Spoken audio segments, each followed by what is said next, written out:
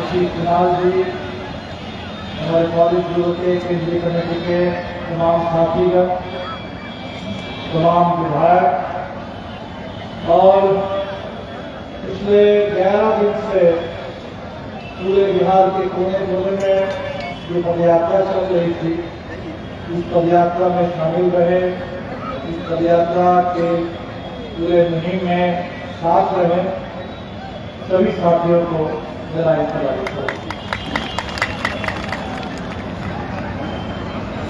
बदलो बिहार नया यात्रा,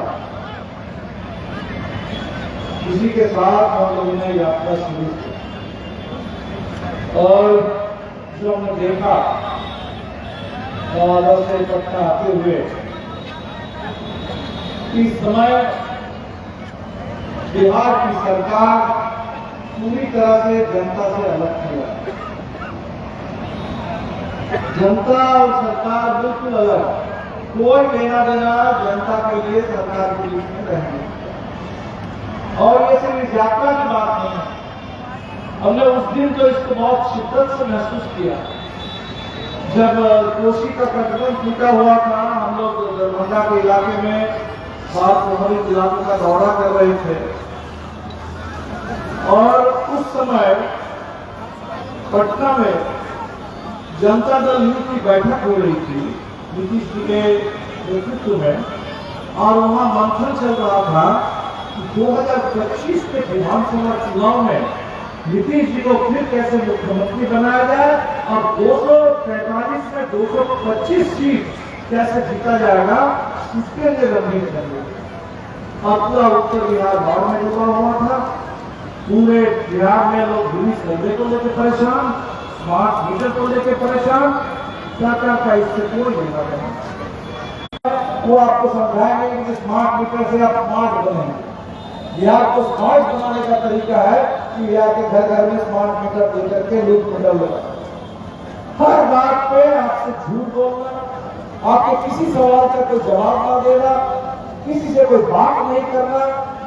एक ऐसी अहंकारी सरकार इस समय बिहार में मौजूद है और कहते हैं कि डबल इंजन, एक पटना में एक दिल्ली में, और दोनों मिलकर कोई अलग नहीं है, दोनों बिल्कुल मिले हुए हैं और दोनों मिलकर के बिहार की जनता पर इस समय लगातार उनके साथ धोखाधड़ी, उनके ऊपर हमले पूरे बिहार में। लोग सोए हुए स्थिति में अगर होते तो आज हम लोग नवादा में सिर्फ घर जलाने की बात नहीं कर रहे होते, नवादा में बहुत बड़ा जनसंहार हो गया और वैसे भी घर के सब कुछ नष्ट हो गए। तो हमने जब पूछा कि ऐसा क्यों, क्या मामला था, तो लोगों ने बताया कि देखिए ये पहली बार नहीं हो रहा है, पिछले साल नहीं हुआ था, बीच बीच में ऐसा होता है। जिस जमीन पर हम लोग बसे हुए हैं, ऐसे है जैसे भूमि अपना एक झोपड़ी डाल करके उस जगह से उनको खदेड़ना।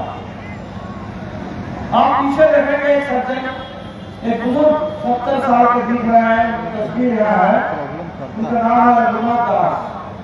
हम लोग सड़क से तो भूमि सुधार करना होता नीतीश बाबू को, तो वो आयोग की रिपोर्ट को लागू करते, पूरा नहीं तो कम से कम आधा लागू करते।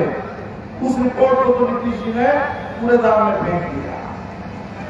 ये भूमि सर्वे कोई भूमि सुधार के लिए नहीं हो रहा है, ये भूमि सर्वे हो रहा है कि बिहार में इतने लंबे समय के भूमि आंदोलन के जरिए, संघर्षों के जरिए दशकों से, अभी धीरेन्द्र जी बात कर रहे थे भोगेंद्र झा के जमाने की, आजादी के पहले के दौर में जमींदारी उन्मूलन के लिए जो आंदोलन खड़े करके जो गरीबों ने अपनी एक पहचान बनाई, थोड़ी सी भी जगह गरीब के कब्जे में आई, उस जमीन पर गरीबों ने झोपड़ी लगा करके किसी तरह वो जिंदा रह रहे हैं। इस भूमि अधिकार को, जो कुछ भी आपको अभी तक मिला है, इसको नष्ट करने के लिए, छीनने के लिए और पूरे बिहार में एक लैंड बैंक बना करके बिहार की जमीन को किसान से, गरीबों से लेकर के कंपनियों को देने के लिए साजिश है। कब्जा करके कंपनियों को दे दिया जाए, कॉर्पोरेट राज कायम किया जाए, इसकी साजिश है। तो बिहार के भूमि सर्वे भी इसीलिए हो रहा है और इसीलिए यात्रा में जो हम लोग ऐलान किया कि बिहार में जो गरीब जहां बसे हैं उस जमीन का, बिहार में जितने मुसलटोली है उन तमाम लोगों को उस जमीन का पहले पर्चा दो, उस जमीन की गारंटी दो। जमीन के पर्चा के बगैर बिहार में कोई भूमि सर्वे नहीं चलेगा। ये बिहार के गरीबों ने ऐलान किया। जो हमने देखा कि स्मार्ट मीटर को लेकर लोग परेशान हैं, ये क्या है? गरीबों को फिर से अंधेरे में ढकेल देने की कोशिश है। आप कह रहे हैं कि स्मार्ट मीटर से स्मार्ट बनेंगे, नहीं। ये स्मार्ट मीटर के पीछे की कहानी कुछ और है। नीतीश जी के अधिकारी जो पावर कॉर्पोरेशन के सीएमडी अभी जेल में है, ईडी की जांच चल रही है, छापा चल रहा है। ये स्मार्ट मीटर की कंपनियों के साथ उनका लेन देन है। ये भ्रष्टाचार का मुद्दा है और भ्रष्टाचार के जरिए तय किया गया कि बिहार पर स्मार्ट मीटर खोल दिया जाए। जबकि सवाल हमारे संदीप जी ने विधानसभा में उठाया था कि नीतीश जी एक तरफ तो सर्वे किया गया, एक तरफ तो पता चला कि 6,000 से कम कमाई पर बिहार के 95 लाख परिवार हम लोगों ने मांग उठाई कि बिहार के गरीबों को भी पंजाब के तर्ज पर, दिल्ली के तर्ज पर 200 यूनिट बिजली बिहार के गरीबों को फ्री में देना होगा। बिहार के किसानों को भी 200 यूनिट बिजली फ्री में देना होगा। लेकिन नीतीश जी ने काम किया उनका, लगा दिया स्मार्ट मीटर। और स्मार्ट मीटर से लोग इतने परेशान है, वो मीटर इतना स्मार्ट है कि हर 7 दिन में 10 दिन में वो रिचार्ज मांग रहा है। 7 दिन में 10 दिन में पैसा खत्म और बिजली भी खत्म। ये बिहार के साथ ये अन्याय, ये मजाक और इतना अहंकार कि बात सुनने में हो गया, कितनी खराब हो गया हमेशा के लिए। आज तक किसी एक शराब माफिया पर कार्रवाई नहीं हुई, किसी एक शराब माफिया को एक दिन के लिए आपने जेल में नहीं डाला। जेल भी आपने जेल में डाला तो गरीबों को डाला। सरकार के खिलाफ जनता की आवाज इसको बुलंद करने के लिए ये यात्रा निकली थी। और मैं समझता हूँ कि यात्रा के बाद अब हम सम्मेलन कर रहे हैं। राजा राम ठीक कह रहे थे, जैसे उड़ीसा में हमने कर लिया नवीन पटनायक का इस्तेमाल करके, अभी नवीन पटनायक बाहर हो गए भाजपा की सरकार का, तो भाजपा का तो ये काम चल रहा है। देखा गया कि लोग कितने दुखी हैं। माजी जी का इलाका है, सांसद है, मंत्री है और जमीन पर लगातार दलितों पर हमले हुए हैं। सज्जन माजी पीट कर हत्या कर दी गई। उनकी पत्नी ललिता देवी हमारे साथ गया में पदयात्रा में थी। सज्जन माजी रास्ते में मिले, जिनके तलवार से हाथ काट दिया गया। आज तक मुआवजा नहीं मिला। आज तक बिहार सरकार में वो पूरा परिवार कैसे जिंदा रहेगा, उनके बच्चे कैसे जिंदा रहेंगे, आज तक सरकार ने कुछ सोचा नहीं है, कोई मुआवजा नहीं दिया। सरकार चल रही है। की बात करें, अभी हम देख रहे हैं कि जीविका में सब लोग हड़ताल पे है, आंदोलन में है। और ये जीविका के ऊपर जो हमला है, इस बात को भी समझ लीजिए। सरकार ने नीतीश जी हमले गए, पहले कहते थे कि बिहार के विकास के लिए विशेष राज्य का दर्जा चाहिए। ये मांग सबसे पहले हमारे में उठाई थी। जब झारखंड अलग हुआ बिहार से तो मुआवजा चाहिए। बिहार के सारे खदान, सब बड़े बड़े कल कारखाने सब चले गए झारखंड में। तो बिहार एक बहुत गरीब राज्य है और पिछड़ा राज्य है, तो बिहार को एक विशेष राज्य का दर्जा मिलना चाहिए। क्यों नहीं मिल सकता? क्योंकि विशेष राज्य का दर्जा सिर्फ पहाड़ी राज्यों को मिलता। जो हिमालय के गोद में जो राज्य है वहां उन राज्यों को ही से मिलता। तो क्या नीतीश बाबू आपको ये पता नहीं था? हिमालय नेपाल में है, बिहार में नहीं है। तो विशेष राज्य की मांग क्यों उठा रहे थे? विशेष राज्य के लिए ऐसा कोई काम नहीं है। विशेष बजट में जो विशेष पैकेज की घोषणा हुई तो हल्ला किया गया कि विशेष पैकेज आ गया मिल गया। उसमें क्या था? हवाई अड्डा है, एक और बन गया। दुनिया में बने, दरभंगा में बना है, गया में है, पटना में है, कुछ और बन जाए कोई दिक्कत नहीं। और हवाई अड्डे का भी समझ लीजिए।